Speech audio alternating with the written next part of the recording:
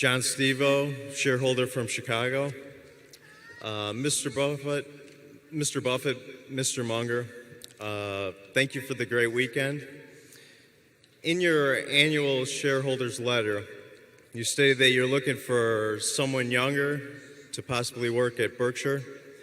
And I was wondering if you could expand on that, and how would I apply for the job? I think you just did. We're looking for one or more. I mean, I don't think it's at all impossible. We might even find as 3 or 4 that we would decide to have run some money and to take a closer look. We're not looking for someone to teach. I probably didn't make that clear enough in the annual report. We're not going to be mentors or teachers or anything of the sort. We're looking for somebody that we think knows how to do it. And there are people like that out there. We've heard from 600 or 700. I heard from one that had a 4-year-old son. I thought that was quite a compliment that they thought. I mean, I knew a caveman could do my job, but a 4-year-old. But we're looking, and we have heard from a number of very intelligent people. We have heard from a number of people that have had good investment records in recent years, and in some case, sometime. The biggest problem we have is whether they would scale up, because it's a different job to run $100 billion than it is to run $100 million, and incidentally, and you can't do as well running $100 billion as $100 million in terms of returns. You can't come close to doing it.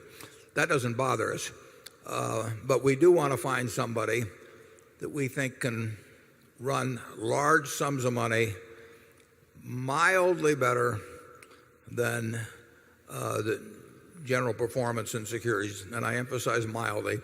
There's no way in the world somebody's going to beat the S&P by 10 percentage points a year with $100 billion. It isn't going to happen.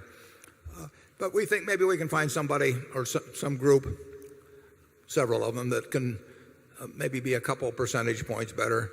But we really are interested in being sure that we have somebody that, under conditions that people haven't even seen yet, will not blow it. Anything times 0 is 0.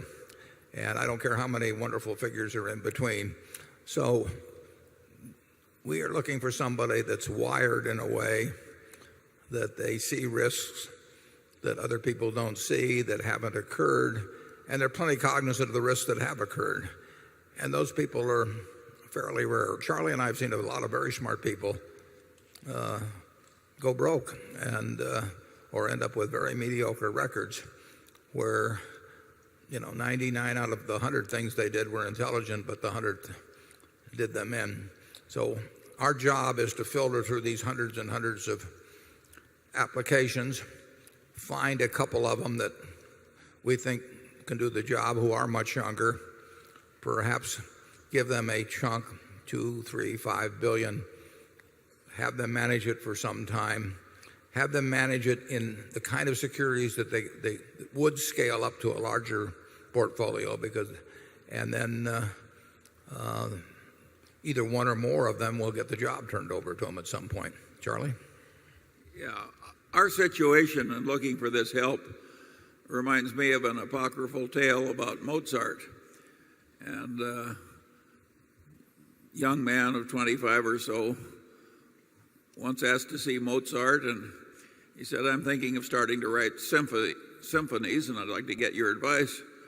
And Mozart said, "Well, you're too young to write symphonies." And the guy says, "But you were writing them when you were 10 years old." And Mozart says, "Yes," he says, "but I wasn't asking anybody else for advice how to do it." And so if you remind yourself of young Mozart, why, you're the man for us. We will come up with probably a couple of people, and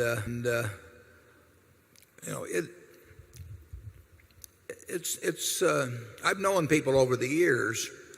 I've been in the job before. I mean, in 1969, I wound up my partnership, and I had a lot of people that trusted me, and I wasn't going to just mail the money back to them.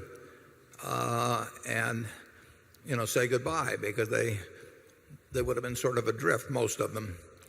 And so I had the job of finding somebody to replace me.